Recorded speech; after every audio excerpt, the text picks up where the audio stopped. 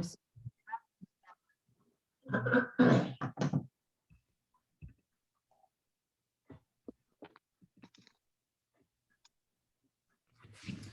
네, 그러면 기도하고 시작하겠습니다. 하나님 아버지 감사합니다. 우리가 계속해서 하나님이 어떤 분이신지에 관하여서 함께 공부하고 배우고 있습니다. 하나님이 우리에게 어떤 분이신지 또 하나님이 어떤 일들을 하셨는지를 우리가 깨달아가므로 우리 삶의 목적이 무엇인지 우리는 또 앞으로 어떤 일들을 해나가야 할지를 함께 공부하고자 합니다. 하나님 이러한 우리에게 하나님의 크신 은혜를 허락하여 주시옵시고 하나님의 높고 위대하심을 깨달아 알았사오니 그 하나님을 따라서 하나님 뜻대로 사는데 부족함이 없도록 우리의 삶을 은혜로 채워 주시옵소서. 이 시간도 하나님께서 우리를 인도하여 줄 줄 믿고 감사드리며 예수님 이름으로 기도드리옵나이다. 아멘. 아멘. 네, 감사합니다. 오늘도 오신 모든 분들 환영하고요. 웬만하면 화면 열어주세요. 네, 화면하고 오디오 열어주시고 제가 중간중간에 오디오 소음이 있으면 제가 다시 확인해가지고 그 소음만 좀 제거하도록 하겠습니다. 네, 괜찮으니까 네, 열어주시고 중간에 화면이 끊기더라도 잠깐 열었다가 닫았다가 하시면 될 것 같습니다. 네, 오늘은 하나님을 아는 지식 5번째 시간이고요. 오늘 좀 약간 정리를 한번 살짝 해보고 좀 넘어갔으면 좋겠는데 우리가 총 12번에 걸쳐서 함께 이 강의를 나누기로 했었는데요. 우리 좀 크게 3가지 부분으로 나누어서 이 강의를 살펴볼 거다라고 첫 번째 오리엔테이션 시간 때 말씀을 드렸거든요. 첫 번째 큰 챕터는 하나님의 존재에 대한 이해입니다. 하나님의 존재. 하나님은 살아 계시는가? 하나님은 어떻게 계시는가? 그런 것들에 관한 존재에 관한 이야기고 우리가 이거를 1가부터 4가까지 지난 시간까지 우리가 이 내용에 관하여서 함께 했었어요. 존재에 대한 이해, 그 다음에 또 다른 이제 우리 기독교가 아닌 다른 곳에서는 하나님을 어떻게 이야기하는가, 그래서 뭐 무신론자 이런 것들도 이야기했었고 기억나시죠? 그리고 또 하나님의 살아계심을 어떻게 확인하는가 등등의 이야기를 했었고요. 자, 이제 5가에서 9가까지 오늘부터 총 4회에 걸쳐서는 무엇을 할 거냐면 하나님의 성품에 관하여서 할 겁니다. 하나님의 성품에 관하여서 할 겁니다. 성품이라는 거는 하나님이 이제 진짜로 어떤 분이신가에 대한 구체적인 이야기라고 할 수 있을 것 같아요. 하나님이 어떤 분이신가, 하나님이 어떤 분이신가에 대한 구체적인 이야기를 총 4번에 걸쳐서 하려고 합니다. 그래서 하나님의 성품에 관한 이야기고 마지막은 하나님의 사역에 관한 이야기가 10가부터 12가까지 이어지려고 합니다. 사역은 당연히 하나님이 어떤 일을 하시는지에 대한 이야기가 될 수 있겠죠. 자, 그래서 오늘은 그 중에서도 하나님의 성품이라고 이야기를 했습니다. 하나님의 성품의 다른 말로는 하나님의 속성, 쉽게 다시 말하면 하나님은 어떤 분이신가, 이거를 우리가 하려고 하는 것입니다. 자, 역사적으로 신학자들이 하나님의 속성을 여러 가지 방식으로 구분해 보았어요. 하나님의 속성을 여러 가지 방식으로 구분해 보았는데 그 구분이 바로 여기에 나온 오늘입니다. 자, 하나님께서 신학자들이 하나님의 속성을 어떻게 분류했는지 우리 한번 좀 볼까요? 첫 번째 크게 자연적인 속성과 도덕적인 속성입니다. 자, 근데 우선 우리가 먼저 알아야 될 거는요. 요 한 줄에 있는 내용은 사실은 다 비슷합니다. 다 요거는 하나의 공통점입니다. 근데 이제 말을 요렇게 다르게 했다라는 것들을 우리가 좀 확인하면서 보면 될 것 같아요. 자연적인 속성이란 건 무엇이냐면 하나님의 본질을 이야기하는 겁니다. 하나님의 본질, 하나님 자체가 어떤 분이신가? 도덕적인 거는요, 하나님의 행동을 이야기하는 겁니다.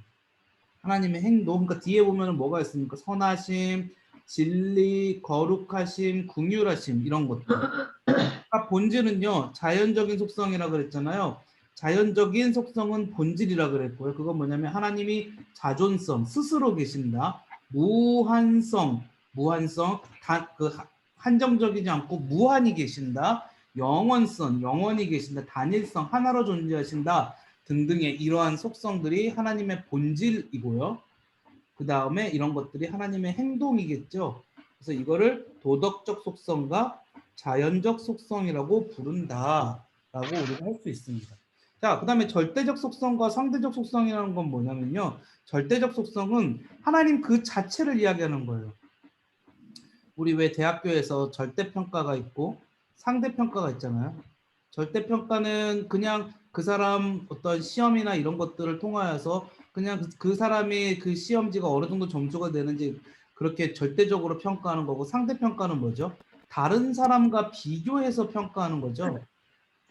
그래서 그 상대적 속성은, 절대적 속성은 하나님 그 자체고요. 상대적 속성은 피조물과 관련해서 하나님을 바라보는 겁니다. 피조물과 관련지어서 하나님을 구분하는 것. 그게 이 절대적 속성과 상대적 속성일 거예요. 이것도 똑같습니다. 하나님은요, 스스로 계시고, 하나님은 무한하시고, 하나님은 영원하시고, 하나님은 단일하세요. 이거는 인간이 가지고 있는 속성들이 아니에요. 인간은요, 스스로 존재할 수 없어요. 부모님이 계셔야지 존재하죠. 우리 쭉쭉쭉쭉 올라가다 보면 누군가 창조자가 있다. 지난번에 그런 얘기도 했고. 인간은요, 무한하지 않습니다. 인간은요, 영원하지 않아요. 우리 대부분의 사람들은 100세 이전에 다 죽습니다. 어쩔 수 없어요. 인간은요, 여러 가지 속성을 우리 안에 갖고 있어요. 우리 안에 유기적인 물질이 이것저것 많이 구성되어 있어. 복합적이에요. 이건 하나님만 가지고 계시는 속성이지 인간에게는 없죠. 하지만 인간도 하나님처럼 선하심도 있고요. 진리도 있고요. 거룩함도 있고요. 긍휼도 있어요. 물론 상대적으로는 차이가 납니다. 하나님하고 우리하고 비교도 할 수 없는 간극이 있지만, 그래도 하나님의 창조물이기 때문에 우리 안에도 선함이 있고 진리가 있고 거룩함이 있고 긍휼이 있기는 있어요. 그렇죠? 그래서 우리는 이런 것들은 하나님에게도 있지만 우리에게도 있는, 그래서 상대적인 속성이라고 부릅니다. 그 다음에 내재적인 속성과 유출적인 속성이라는 게 있어요. 내재적인 속성과 유출적인 속성. 이것도 똑같은 말이에요. 이건 하나님의 본질인데 밖으로 나가지 않는. 아까 방금 이야기했죠. 이건 하나님만 가지고 계시는 거라고요.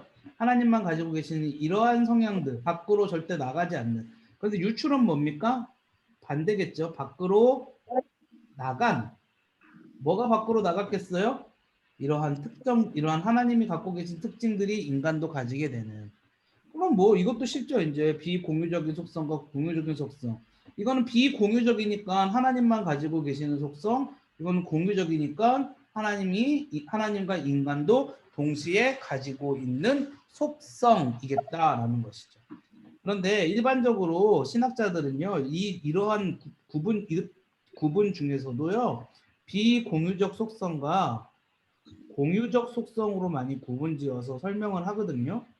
이 단어로. 그래서 우리도 여기서는 이 단어를 따라서 한번 해보려고 그러는데, 오늘 우리가 할 거는 전부 다 비공유적인 속성입니다. 비공유적인 속성. 그러니까 다시 한번 말씀드려서, 비공유적 속성이란 하나님만이 가지고 계신 속성을 이야기하는 거겠죠. 우리 인간에게는 없는 하나님의 고유한 속성이 무엇일까요에 대한 그것에 대한 답을 오늘 이 시간에 함께 찾아가보려고 합니다. 이해되시죠? 다음 시간에는 그럼 뭐에 대해서 하겠어요? 하나님도 가지고 계시고 우리도 조금 하나님을 닮아 있는, 100%는 아니지만 조금 하나님을 닮아 있는 그런 공유적인 속성에 관해서 이야기를 하겠죠. 일단 비공유적인 속성에부터 이야기를 해볼게요. 이 비공유적인 속성에는요, 총 지금 오늘 우리가 이야기할 것은 5가지입니다. 그 5가지가 뭔지 먼저 한번 살펴보고 이야기해 볼까요? 첫 번째, 자존성. 두 번째, 자존성, 불변성. 세 번째, 영원성. 네 번째, 편재성. 다섯 번째, 단일성입니다. 단일성. 자, 간단하게 이야기하면 이제 뭐 물론 구체적으로 하나하나 이야기를 해야겠지만 간단하게 얘기하면 자존은요 스스로 저자에 존재하다는 거잖아요. 스스로 존재하신다라는 거겠죠. 스스로 존재한다. 불변은 뭐겠습니까? 바뀌지 않는다. 영원은 영원히 있다. 편재는 뭘까요? 편재는요 공간적인 특성이에요. 영원히 방금 시간적인 특성이었잖아요. 어느 시간에나 하나님이 계시고 영원히 계신다라는 거거든요. 현재는 공간적인 특성으로 하나님이 어디든 계신다. 모든 곳에 다 하나님이 계신다. 이런 겁니다. 단일은 하나님은 단일한 분이시다라는 거겠죠. 자, 그럼 이제 하나씩 차근차근 우리가 한번 시작을 해보도록 하겠습니다. 여러분, 이 세상의 모든 물건은 이 모든 물건은 누군가가 만들었어요. 누군가가 만들었습니다. 우리 지난번에도 이야기했듯이 인간은 스스로 존재할 수 있나요? 스스로 존재할 수 있는 인간은 아무도 없어요. 아빠가 있어야 되고요. 엄마가 있어야 돼요. 아버지 어머니가 계시지 않으면 안 돼요. 아버지의 아버지 어머니, 어머니의 아버지 어머니가 또 계셔야 돼요. 이렇게 해서 사람이 태어나죠. 그렇죠. 이거는 당연한 얘기죠. 근데 인간만 그럴까요? 이 세상에 존재하는 모든 물건들, 제가 지금 이걸 하기 위해서 컴퓨터를 사용하고 있어요. 컴퓨터 안에는 카메라도 있고요. 또 그것도 목마를까봐 물도 한 잔 이렇게 종이컵에다 떠왔어요. 이런 것들은 누군가 다 뭐 한 겁니까? 만든 거예요. 만든 거. 이런 모든 것들은 누군가 다 만들었다라는 것이죠. 그리고 이 세상의 모든 자연은 우리는 알고 있죠. 이 자연을 만드신 분이 있다라는 거. 이 자연을 누가 만드셨죠? 하나님이 만드셨어요. 그러니까 이 세상에 모든 존재하는 것들은 결론적으로 이 세상에 모든 존재하는 것들은 어떻게 됐다? 다 누군가가 만들었다. 다 누군가가 만들었다. 그런데 단 한 가지 존재, 단 하나의 존재만은 스스로 있다. 포인트는 이거예요. 단 하나의 존재는 스스로 계시는. 자, 하나님은 창조되지 않은 분으로서 스스로 계시는 자이시다. 창세기 3장 14절. 하나님은 그 누구도 하나님을 만드시지 않았고 스스로 계신다라는 거죠. 그게 하나님의 자존성이라고 부르는데 스스로 계시는 거기 때문에 이 자존성을 다른 말로 독립성이라고도 불러요. 이해되시죠? 그래서 하나님은 존재에 있어서 스스로 독립적으로 계신다라는 것이죠. 하나님은 존재에 있어 독립적이다. 이 말은 하나님이 존재하시는데 다른 어떤 것도 의존하시지 않는다는 말이다. 다른 어떤 것도 의존하시지 않고 하나님은 스스로 존재하시는 분이시다. 이 세상의 모든 존재는 스스로 존재하지 않는다. 그러나 하나님만은 스스로 존재하신다라는 이야기를 하고 있는 거죠. 그래서 하나님 존재에 대한 독립성을 우리가 여기서 확인할 수 있고요. 여호와라는 이름은요, 스스로 존재하시는 이라는 하나님의 자존성에 기초한다는 이게 무슨 말이냐면요. 여호와를 설명할 때 나는 스스로 있는 자 창세기 3장 14절에 그 얘기가 나오거든요. 근데 이 문장에 어원이 존재한다라는 동사를 어원으로 한대요. 존재한다. 근데 어떻게 존재하는 거예요? 스스로 존재하는 거죠. 그래서 하나님이라는 이름의 뜻 가운데 스스로 존재한다라는 의미가 이미 그 안에 들어가 있다라는 것을 우리가 확인할 수 있는 거예요. 이거 죄송합니다. 여기 오타예요. 창세기 아니고 이거 출애굽기입니다. 네, 스스로 존재한다라는 거 우리가 확인할 수 있는 겁니다. 그래서 하나님의 자존성, 하나님의 자존성이 이 이름 가운데도 있고요. 이 이름을 이야기할 때 하나님이 왜 말씀해 주시냐면 자기 백성에게 약속을 맺으시면서 하나님께서 이 이름을 말씀하셨었거든요. 지난주에 우리 이 네 글자 이름 할 때 그때 하나님이 하나님의 백성과 영원히 함께 하시며 하나님의 성취하시는 것의 기초가 하나님이 스스로 존재하시는 분이기 때문이다 라는 걸 이야기를 했어요. 잘 보세요. 하나님의 자존성은 다른 모든 존재를 존재하게 하시는 하나님의 하나님 되심을 가장 잘 보여준다. 이 세상의 모든 피조물이 스스로 자존하지 못하지만 하나님은 스스로 하시는 자존하심으로써 이 세상의 모든 피조물을 만드신 확실한 분이시다라는 걸 우리가 확인할 수 있는 겁니다. 넘어가겠습니다.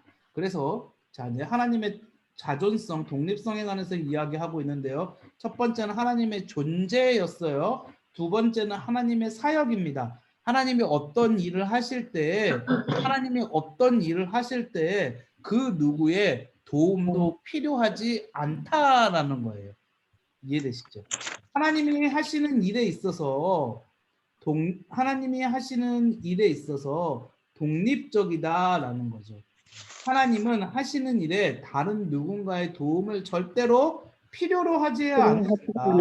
네, 맞아요. 하나님은 다른 도움을 필요로 하지 않으세요.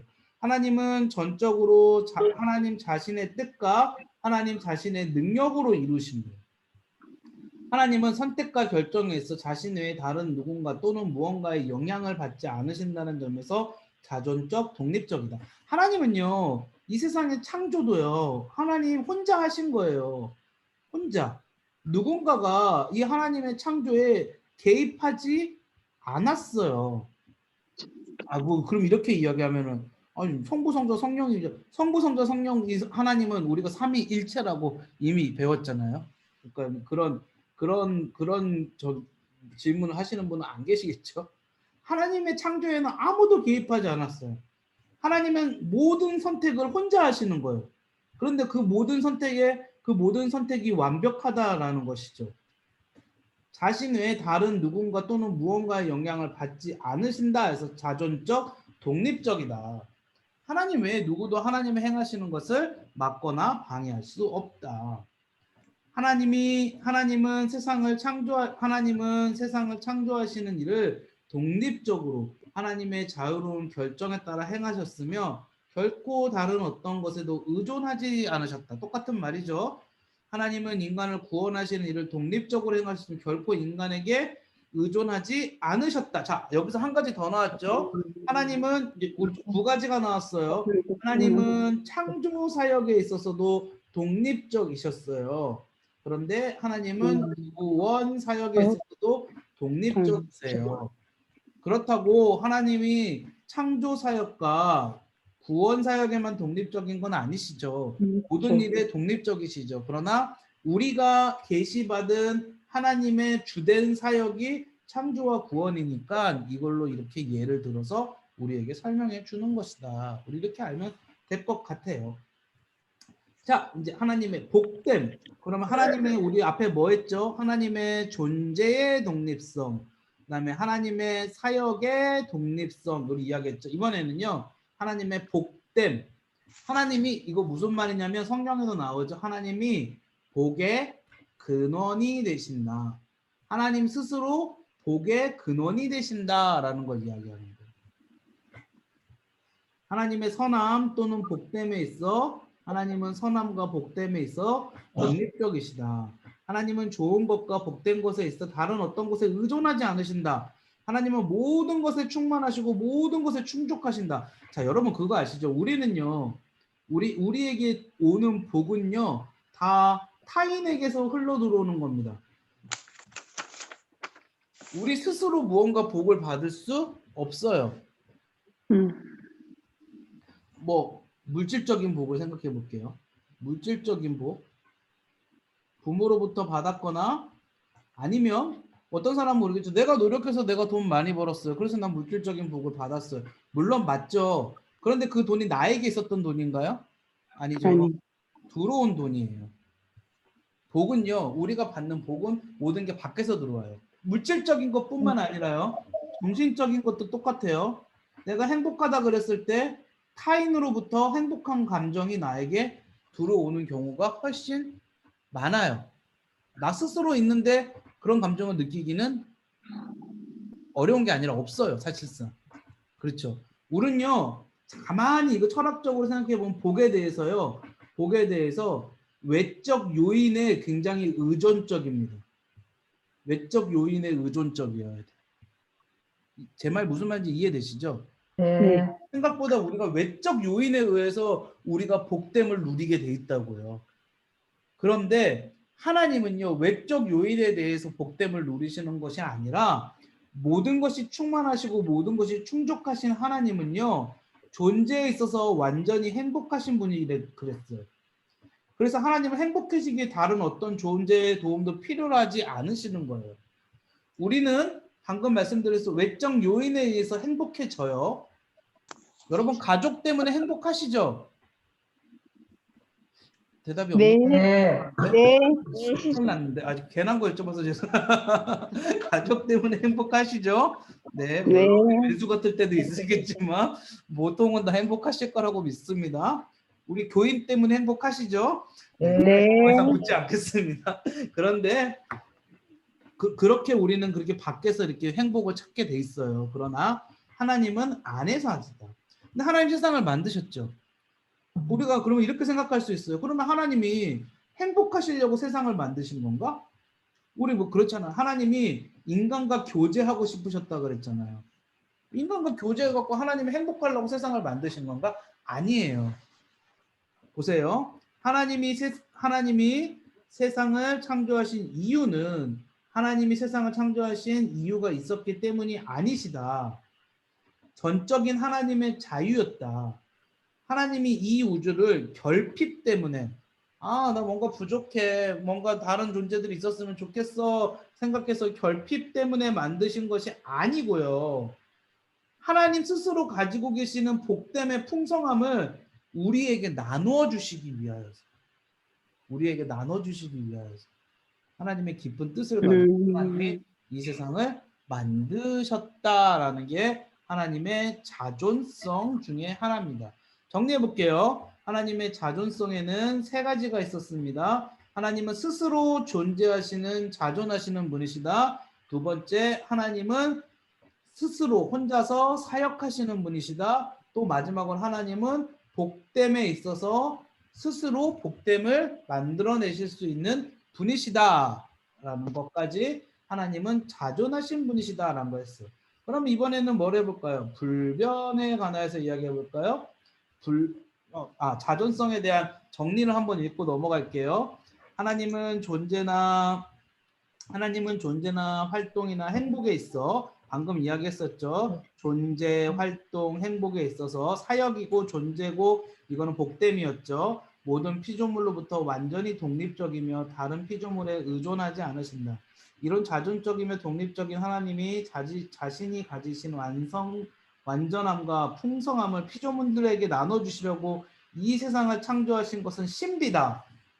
모든 피조물은 존재의 시작과 존재의 유지와 존재의 목적과 의미를 전적으로 하나님께 의존해야 된다.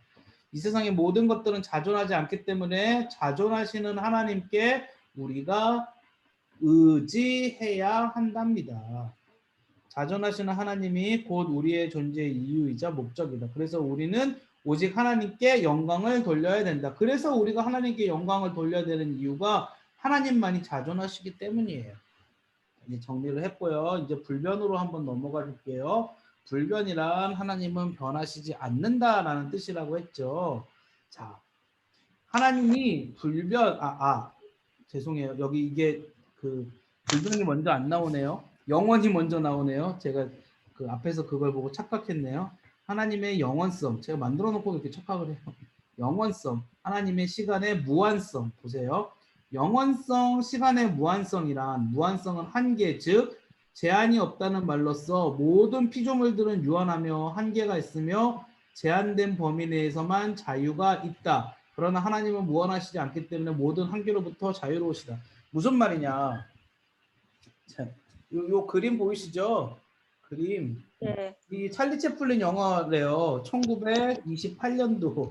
이거 되게 인터넷에서 그냥 재미로 되게 엄청나게 좀 회자됐던 그런 그냥 사진인데 이 여자가 타임머신 타고서 과거로 간 거 아니냐. 이 손에 들고 있는 게 뭐냐. 핸드폰 아니냐. 이렇게 해서 찍혔답니다. 네. 그 사진 전문가들이 분석해 보기는 가짜였다라고 하더라고요. 가짜였다. 조작된 사진이다. 네, 조작된 사진일 확률이 높다. 이제 그렇답니다. 이 시간 이 세상에 저도 막 그런 영화나 드라마 이런 거 되게 좋아하는데 시간 여행을 소재로 만든 거 되게 많은데 그렇게 많은 이유는 역설인 것 같아요. 아무도 시간 여행을 해본 적이 없기 때문에 아무도 없기 때문에 여러분 우리는 시간에 굉장한 제약을 받으면서 살아가죠. 이 세상은 저도 옛날에 역사 배울 때 고등학교 때 그런 얘기 들었던 것 같은데 그 고등학교 선생님이 시간은 시작을 해서 끝으로 달려가고 있다 이런 얘기를 그분이 믿는 분이었었나? 원래 이게 믿는 사람들이 하는 이야기인데 시간은 시작을 해서 끝으로 달려가고 있다. 시간은 역행하지 않는다. 역사는 시간의 흐름이다. 그런 얘기했던 기억이 있어요. 제가 잘 들었던 건지는 모르겠는데 그런 기억이 있어요. 우리 이 세상의 모든 만물들은 시간의 흐름을 가지고서 쭉 따라가죠. 이렇게 역행할 수는 없어요. 사실은 이거는 말이 안 되는 이야기죠. 그러나 오직 누구만이 이 시간의 영향을 받지 않으세요. 그 시간의 영향을 받지 않으시는 분이 누굴까요? 하나님은 유한한 시간과 공간과 물질을 창조하신 분으로서 시간과 공간과 물질의 제한을 받지 않으신다. 자, 여기서 창조할 때 이거 제가 지난 그 성경 그 통독반 할 때도 말씀드렸었는데 창조 시간에 처음에 이야기 들었는데 하나님의 창조는요 공간과 물질이 창조되었다. 우리 여기까지는 너무 쉽게 잘 받아들이거든요. 근데 하나님의 창조에는 시간도 있다라는 사실을 알고 계세요? 시간도 있다. 제가 몇 번 얘기했던 거예요. 태초에 하나님이 천지를 창조하셨다. 이렇게 쭉 하잖아요. 이게 창세기 1장 1절 아닙니까? 천지가 공간이죠. 하나님이 주어고요. 창조하셨다가 이 세상을 만들었다라는 거죠. 그리고 1장 2절부터 쭉 가면 하나님이 뭘 만들고 뭘 만드시고 그 안에 채워지는 물질적인 모든 요소들을 다 만드셨다라는 것을 이야기하고 있죠. 그런데 한 가지가 남죠. 뭐가 남습니까? 태초에 시간의 처음에 이 말은 무슨 말이냐? 하나님이 시간 또한 만드셨다라는 이야기예요. 그렇죠. 하나님이 시간도 만드신 거예요. 그러면요. 하나님의 창조는 어떻게 되느냐? 하나님의 창조는요. 하나님께서 계시고요. 하나님이 공간을 만드시고 시간을 만드셨고 근데 이 모든 것들은 하나님 안에 포함되어지는 거예요. 그래서 하나님은 공간과 시간 안에 어떻게 됩니까? 제약을 받지 않으시죠. 그러나 인간은 이 공간과 시간 안에 들어가 있어요. 그래서 이 인간은 공간과 시간에 제약을 받게 돼 있다는 거죠. 잠시만요. 이제 안녕. 아니, 네, 미안해. 제가 시리를 꺼야겠어요. 제약을 받게 돼 있다는 거죠. 근데 하나님은 그 제약을 받지 않으신다라는 겁니다. 그래서 시간과 관련해서 하나님의 무한성을 하나님의 영원성이라고 부르는데 여기서 좀 우리가 오해하지 말아야 될 걸. 영원이라는 말은 무한히 긴 시간을 의미하는데 성경에서 영원이라는 말은요. 양적인 길이가 아니라 질적인 측면을 포함하는 거예요. 양적인 길이면 하나님이 시간의 시작에서 끝까지 영원히 하나님이 존재하신다 이렇게까지만 설명 못 하거든요. 근데 지금 제가 방금 말씀드린 게 질적인 측면입니다. 하나님은 이 시간과 공간을 뛰어넘어서 그거를 품고 계신다라는 거예요. 네, 어렵지 않은데 제가 너무 어렵게 설명을 했어요. 죄송합니다. 어쨌든 이게 질적인 측면이고 이게 양적인 측면인데 하나님은 이 양적인 측면을 뛰어넘어 간다라는 것이죠. 네, 이해는 되시죠? 네, 이해는 되시죠? 네. 아이고, 저 어떻게 쉽게 설명을 할까 그러는데 좀 어렵더라고요. 네, 제 설명하는 게 이 내용 자체가 어려운 건 아닌데 제가 설명을 잘 못하나 봐요. 그래서 하나님은 시간을 초월하시며 하나님은 순간의 연속에 매이지 않으시고 처음과 끝도 없으시다라는 처음과 끝도 없으시다. 시작도 없고 나중도 없으시다라는 이야기예요. 하나님은 우주를 창조하실 때 공간과 물질과 더불어 시간도 만드셨다. 시간은 하나님의 창조와 함께 시작됐어요. 그래서 하나님은 시간적 한계를 어떻게 하시는 분이에요? 초월. 처음도 없고 마지막도 없고 과거, 현재, 미래, 시간의 순간의 연속의 메인분이 아니라 과거, 현재, 미래를 동시에 보실 수 있으시다. 그러니까 방금 다시 한번 말씀드렸던 하나님이 창조 가운데에는 시간도 있고 공간도 있고 그리고 이 시간 공간 안에 시간 공간 안에 뭐가 들어갑니까? 물질이 들어가죠. 그런데 이 물질을 모두 다 이 모든 것들을 포함하고 창조하신 분이 누구시다? 하나님이시다. 라는 걸 우리가 확인하면 된다는 거예요. 그래서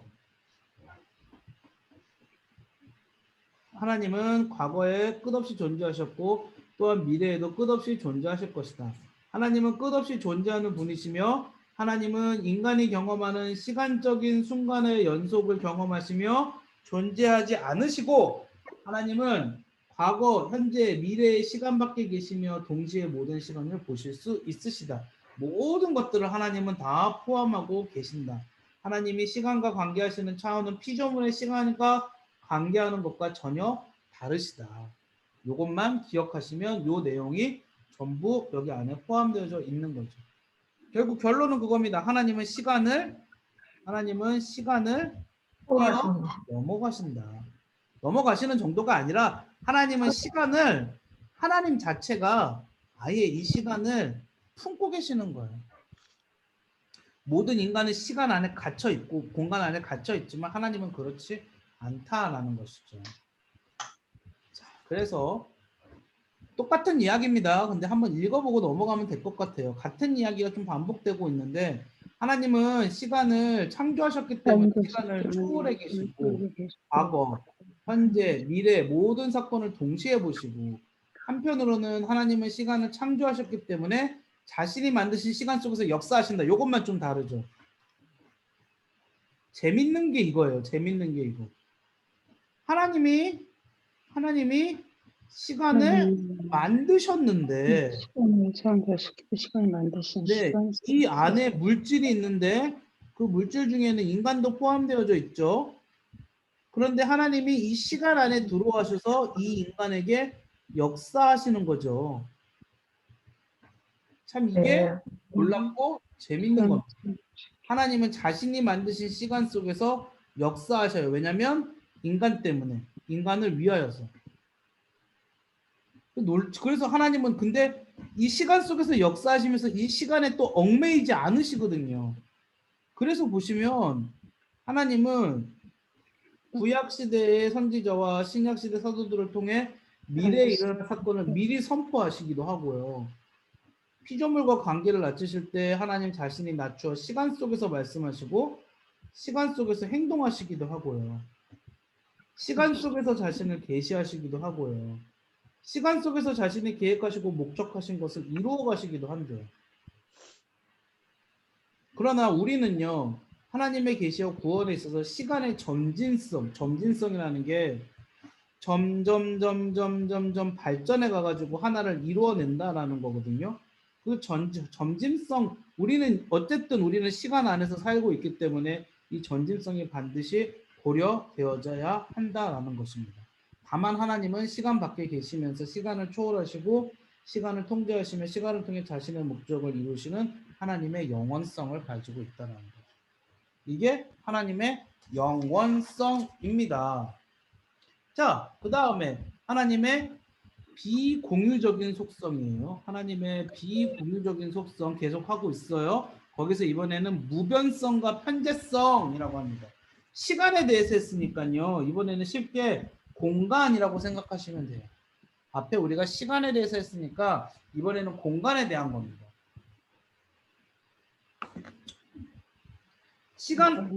이거 공간으로 바꿔야 되는데 제가 공간으로 안 바꿔놨네요. 요 글자를 안 바꿨구나. 공간과 관련한 하나님의 무한성을 하나님의 무변성과 하나님의 편재성이라고 부른다. 자, 무변성과 편재성은 근데 비슷하면서도 조금 달라요. 어떻게 비슷하고 어떻게 다른지 볼까요? 공간에 대한 두 가지 똑같은 이야기인데 공간에 대한 하나님의 초월성을 이야기하는 게 무변성이고요. 공간에 대한 하나님의 내재성을 이야기하는 게 편재성이야. 무슨 말이냐? 하나님은 무변성 같은 경우에는요. 하나님은 모든 공간의 한계를 초월하시며 공간의 한계에 종속되지 않죠. 여기 지금 우리 서울에도 동시에 미국의 LA에도 하나님은 이 공간에 국한되지 않으시고 동시에 모든 곳에 계셔요. 이 공간에 국한되지 않으세요. 한계를 초월하세요. 모든 곳에 계세요. 내재성은 그 모든 곳에서 역사하시는 거예요. 모든 곳에 계셔서 역사하시는 거예요. 하나님은 지금 여기에서도 좀 말씀하실 수 있고 여기에서도 말씀하실 수 있고 비슷한 이야기예요. 비슷한 이야기. 하나님은 초월하시고 공간을 초월하시고 그 공간 모든 곳에 계시기도 하세요. 그래서 이 무슨 말이냐면 조금 더 이제 하다 보면 이해가 되실 겁니다. 하나님은 공간적인 범주를 초월하셨거든요. 공간은 시간과 물질에 더불어 하나님이 창조하신 것이죠. 모든 피조물은 창조되는 순간부터 공간 속에 존재하였다. 그러나 하나님은 공간이 있기 전에도 존재하셨다. 하나님은 모든 피조물이 공간과 관련을 가지는 것과는 전혀 다른 차원에서 공간과 관련을 가지시는데 하나님은 모든 공간을 초월하심으로 공간의 특징이나 법칙에 제한을 받지 않으신다. 이거 아까 그거하고 똑같은 거예요. 하나님이 시간을 뛰어넘으셨죠. 근데 하나님이 공간도 뛰어넘으시죠. 그 가운데 하나님이 계시는 거죠. 아까 거하고 똑같은 겁니다. 그런데 하나님은 존재적으로 동시에 모든 곳에 계십니다. 아까는 하나님이 지금은 공간을 뛰어넘으셨다. 이게 무변성입니다. 공간을 뛰어넘으셨다. 모든 공간을 뛰어넘으셨다. 그런데 동시에 하나님이 모든 곳에 계신다. 이게 내재성이에요. 상존하신다. 네, 모든 곳에 내재해 계신다라는 것이죠. 그래서 하나님은 공간을 창조하셨기 때문에 한편으로는 공간을 초월해 계시지만 다른 한편으로는 자신이 만드신 공간과 긴밀한 관계를 맺으시고 하나님은 자신이 만드신 공간에 현존하신다. 이거 아까 그 시간을 생각하면 쉽습니다. 하나님은 시간을 뛰어넘으시는 분이시지만 인간의 시간에 들어와서 뭐 하셨어요? 역사하셨죠. 역사하신다. 똑같이 하나님은 공간을 뛰어넘으시는 분이시지만 인간의 공간에 들어오셔도 또 뭐 하세요? 역사하시잖아요. 역사하시다. 네네. 이게 놀라운 거죠. 그러니까 시간과 공간의 개념에서는 두 가지 기억하시면 돼요. 시간도 뛰어넘으시고 공간도 뛰어넘으시지만 동시에 하나님 어떻게 하신다? 그 가운데 들어오셔서 역사하신다. 역사하신다. 이게 키포인트입니다. 존재의 구분, 하나님, 천사, 인간, 물질이 어떻게 다른지 한번 볼까요? 하나님은 무한한 영으로서 어느 곳에든지 모든 곳에 초월하시며 또 모든 곳에 내재하셔서 충만하게 존재하시고 천사는 하나님처럼 무한하진 않아요. 유한해요. 한정적으로 하나님이 보내시는 곳에 있어요. 인간은 유한한 영이자 물질이어서요. 한정적과 제한적으로 이 세상에 존재하고요. 물질은 그냥 제한적으로만 이 세상에 존재하죠. 그래서 이거 한번 옆에 거 한번 읽어볼까요? 피조물은 물질적인 존재든지 영적인 존재든지 한순간에 어느 특정한 곳에 있을 수밖에 없으며 동시에 여러 곳에 있을 수 없다. 동시에 여러 곳에 있을 수 없죠. 그렇죠. 그랬으면 좋겠네요. 제가 오늘 집에 또 들어가면 청소를 좀 해야 되는데 지금 여기서 강의하면서 동시에 집에서 청소할 수 있었으면 참 좋겠어요. 근데 제가 동시에 그럴 수가 없죠. 네. 하나님은 공간의 모든 제한을 초월하시기 때문에 유한한 물체나 유한한 영과는 달리 모든 곳에 동시에 존재하십니다. 하나님이 모든 곳에 동시에 존재하시는 걸 하나님의 편재성이라고 부른다. 아, 그렇구나 라는 거예요. 그런데 하나님은 이건 조금 어려운 말인데요. 하나님은 도덕적 피조물과 영적 다양한 방법으로 현존하시는데 이건 쉽게 얘기하면 그거예요. 하나님이 이 세상 모든 곳에 계세요. 그리고 이 세상 모든 곳에서 뛰어넘어 계세요. 이거는 존재적으로 하나님이 계신다라는 거예요. 그런데 여러분 그런 거 있잖아요. 하나님은 우리가 기도하면요. 우리 신자들이 기도하면 그 기도에 더 깊이 있게 관여하세요. 그러시죠? 우리의 삶에 더 깊이 있게 관여하세요. 그게 도덕적, 영적 의미에서 현존이에요. 우리의 삶에 더 깊이 있게 하나님과 신자의 관계에 깊이, 더 깊이 있게 관계하시는 거예요. 이 세상 모든 곳에 존재하시지만 신자 옆에 더 긴밀하게 계신다라는 얘기예요. 더 긴밀하게 계신다. 그래서 모든 곳에 존재하신다라는 것을 존재론적 현재라고 하면 우리하고 더 가까이 계신다는 건 도덕적, 영적 의미에서의 현존이라고 합니다. 여기 나와 있는 이 글들은 읽지 않을게요. 시간도 좀 부족하지만 읽지 않을게요. 왜냐하면 요만큼만 그냥 이해하시면 하나님은 도덕적, 영적 의미로 신자와 함께 하시고. 네, 영적 의미로 우리가 더 깊이 이건 우리가 경험을 하지 않았습니까? 그렇죠? 우리가 경험을 했기 때문에 우리가 훨씬 더 잘 아는 거예요. 그래서 이거는 넘어가도 될 것 같습니다. 자, 그 다음에 이제 불변성. 아까 제가 이게 먼저인 줄 알고 먼저 하려고 그러다가 실수했죠. 불변성이랑 하나님은 성품과 계획과 약속에 있어서 불변하시는 분이시다. 바뀌지 않으시는 분이시다라는 거예요. 이 그림 먼저 한번 볼까요? 이거 지금 여기 우리 진간동입니다. 보세요. 여기 진간동이고 우리 지금 여기 호수가 지금 교회 앞이고 여기 교회는 안 나와 있어. 이러면 안 되는데 이 사람이 잘못했어. 여기 진강교회 있고요. 진강교회 있고요. 재미로요. 제가 재미로 옛날 사진을 찾아봤어요. 인터넷 사진이니까 몇 장 나오더라고요. 진간동 옛날 사진이더라고요 이게. 좀만 더 가볼까요? 허물기 전에. 네, 허물기 전에. 네, 이게 지금 오늘 자전거 타고 있는데 이 진간동입니다. 네, 진간동 사진입니다. 네, 네, 재미로 와 얼마나 많이 바뀌었습니까? 네, 얼마나 많이 바뀌었습니까? 여기가 이제 완전 진간동은 아니고요. 여기가 지금 제가 대충 우리 여기하고 동일하진 않은데 대충 보니까는 저쪽 지축역 조금 못 가갖고 그쪽인 것 같더라고요. 아무튼 근처잖아요. 네. 근데 이렇게 많이 바뀌었어요. 이렇게 많이 바뀌었어요. 깜짝 놀랐습니다. 무슨 제 사진을 왜 갖고 왔겠습니까? 불변성 이야기하면서. 편안한 걸 알리기 위해서. 아유 그렇습니다. 네, 그 얘기밖에 할 게 없죠. 네. 아니 불과 지금 이게 몇 년 만에 이렇게 바뀐 거잖아요. 제가 알기로도 뭐 거의 뭐 15년도 안 된 걸로 알고 있거든요. 그러니까 이게 좀 엄청나게 바뀐 걸로 제가 불광동 처음 와본 게 2007년도인가 8년도인가 그러는데 그때만 해도 여기 아무것도 없었는데 언제 이렇게 됐는지 진짜 놀라운 것 같아요. 깜짝깜짝 놀랄 때가 있는 것 같아요. 세상은 모든 것들이 변한다라는 거예요. 세상은 모든 것들이 변해요.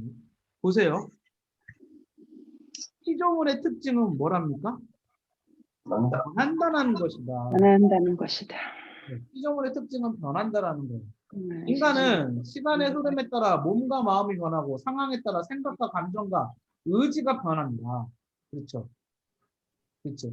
지금 여기 계시는 분들 중에서 10대 때의 생각과 10대 때의 마음으로 사실 동일하게 살고 계시는 분 계세요? 없습니다. 그분은 정말 일부는 있죠. 일부는. 일부는 있죠. 그런데 네, 동일하게 사시는 분은 없죠. 계시면 그 뭐죠 세상에 이런 일이 나가야 됩니다. 우리가 저도 보니까 너무 많이 바뀌는 것 같아요. 우리 너무 많이 바뀌어요. 인간관계도 변하고 인간뿐만 아니라 뭐 또 변한답니까? 자연도 변하고 그러나 변하지 않는 분이 딱 한 분 계시는데 그분이 누굽니까? 하나님. 하나님이 하나님은 변하지 않는데요. 시편 102편 25절에서 27절 보면 주께서 옛적의 땅에 기초를 놓으셨사오며 하늘도 주의 손으로 지으신 바니이다. 천지는 없어지려니와 주는 영존하시겠고 그것들은 다 옷같이 낡으리니 의복같이 바꾸시면 바뀌려니와 주는 한결같으시고 주의 연대는 무궁하시다. 변하지 않는다는 이야기죠. 자, 그 다음에 있는 것도 볼까요? 하나님이 하나님의 백성을 구원하시고 하나님의 원수들을 심판하시는 약속. 하나님이요 우리와 약속을 하셨어요. 이거는 구약시대 사람들에게만 하신 약속이 아니라 우리의 약속도 뭐냐면요. 하나님이 우리를 구원해 주실 것과요. 하나님이 우리를 늘 동행하시면서 늘 우리를 지켜주실 것들을 우리한테 분명히 약속하셨어요. 그런데 만약에 하나님이 변하시는 분이면 하나님이 변하시는 분이면 어떻게 하겠습니까? 하나님이 변하시는 분이면 제가 어렸을 때 저희 어머니가 공부 열심히 해서 시험 성적 오르면 맛있는 거 사주신다 그랬거든요. 근데 안 사주셨어요. 저희 어머니는 변했어요. 안 사주셨어요. 만약에 하나님이 그러시면 어떡할 거예요? 내가 너 구원해 줄게 약속해 주시고 내가 너 끝까지 지켜줄게 해주셨는데 하나님이 변하시는 분이라면 그 약속이 깨지지 않는다라는 보장이 있습니까? 없죠? 없어요. 그러나 하나님은 약속을 반드시 지키시는데 그건 하나님의 성품이 변하지 않는 불변성을 가지고 계시기 때문입니다. 말라기 선지자를 통해서 뭐라고 말씀하셨는지 볼까요? 나 여호와는 변하지 아니하나니 그러므로 야곱의 자손들아 너희가 소멸되지 아니하느니라. 하나님의 약속이 여기 안에 담겨져 있는 거죠. 내가 너희를 지키겠고 내가 너희를 돕겠고 야곱의 자손들에게 하나님께서 분명히 그렇게 말씀하셨죠. 자, 하나 보세요. 야고보서 저자는 또 이렇게 얘기해요.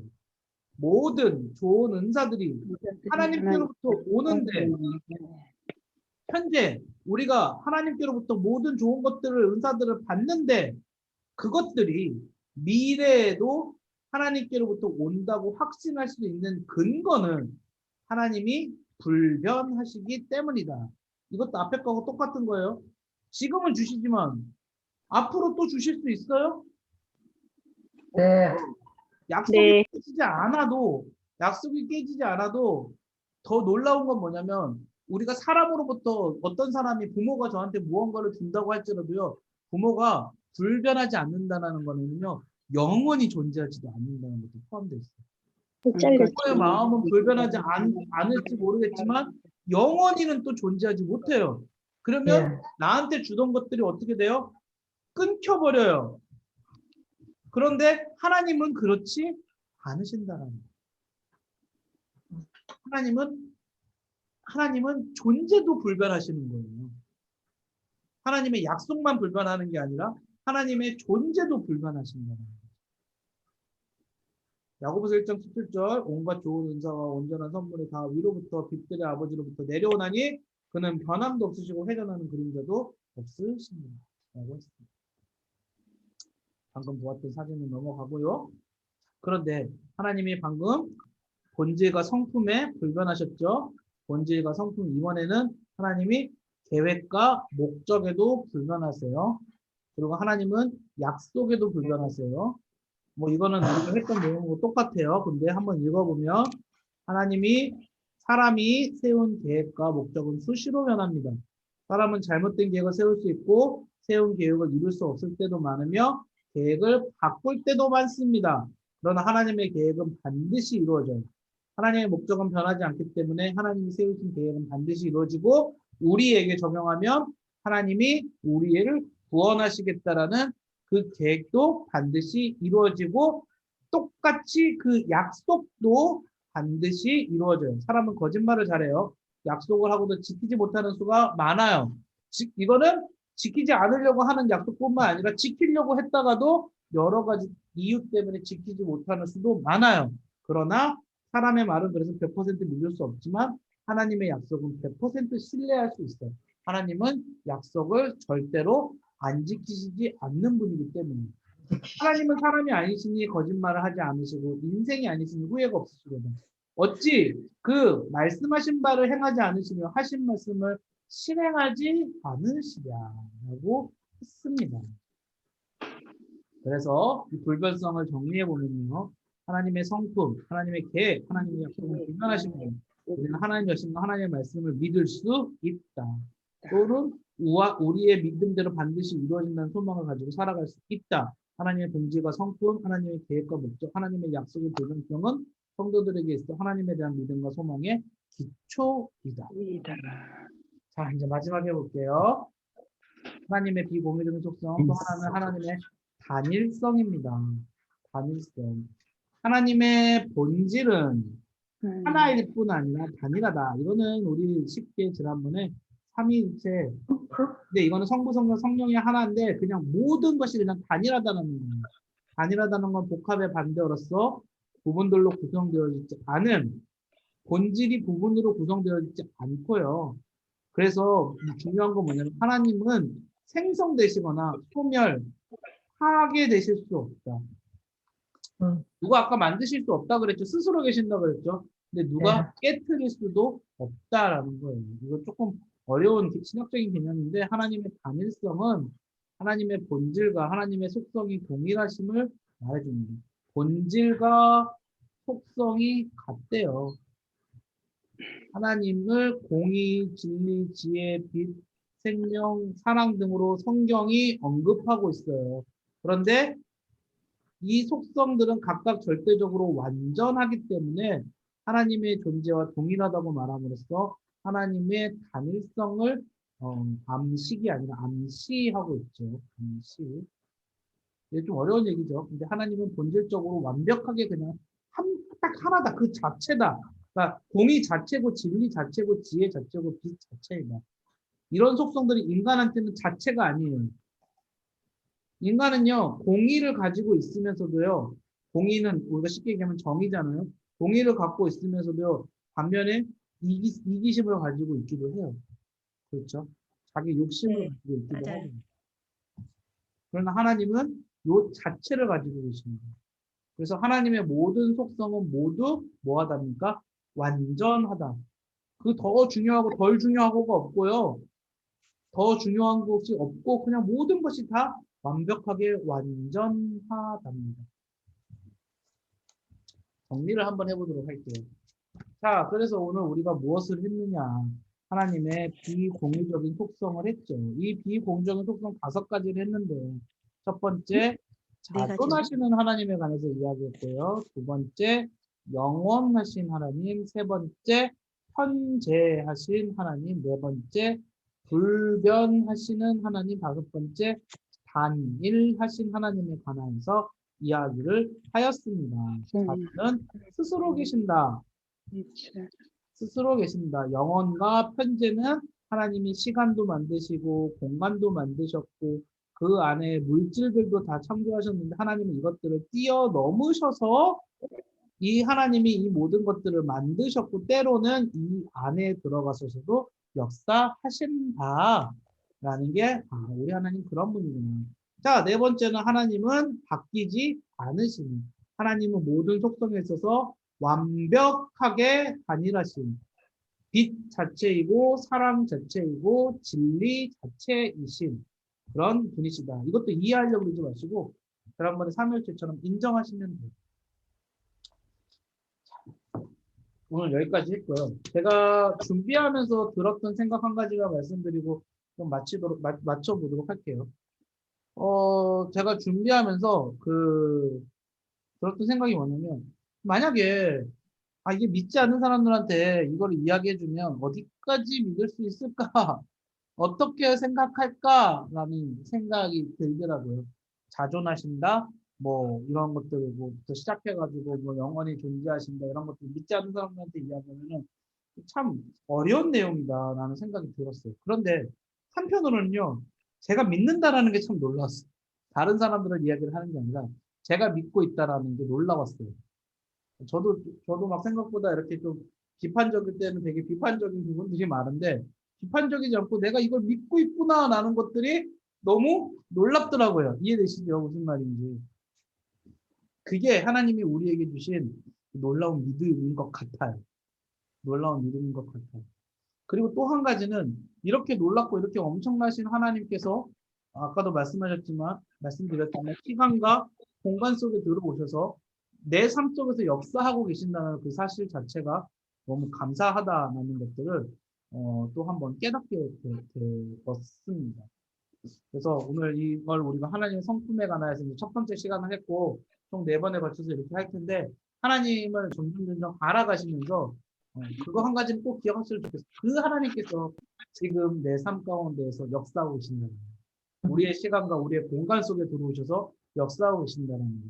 그 하나님을 꼭 기억하시고 함께 이 공부들을 더 해나가셨으면 좋겠습니다. 오늘은 이렇게 마치도록 하겠습니다. 기도하고 마치겠습니다. 하나님 아버지 감사합니다. 오늘 우리는 하나님의 성품에 관하여서 특별히 인간과는 공유하지 않는 비공유적인 하나님의 성품에 관하여서 함께 살펴보았습니다. 하나님이 어떤 분인지를 알아갈 때마다 그 하나님께서 내 삶 가운데 역사하신다는 놀라운 그 은혜를 깨달으며 감사하게 됩니다. 우리와 함께 하시는 하나님을 깨달으며 늘 감사하며 우리의 삶에 하나님 주신 사명과 사역을 잘 감당할 수 있는 우리 모두가 되게 하여 주시옵시고 우리 아멘. 이곳에 참여하신 모든 우리 성도님들 끝까지 하나님 포기하지 않고 끝까지 감사하게 일들을 잘 감당해낼 수 있도록 도와주시옵소서. 감사드리며 예수님 이름으로 기도하옵나이다. 아멘. 오늘도 감사합니다. 고생하셨습니다. 수고하셨습니다. 감사합니다. 수고하셨습니다. 감사합니다. 감사합니다.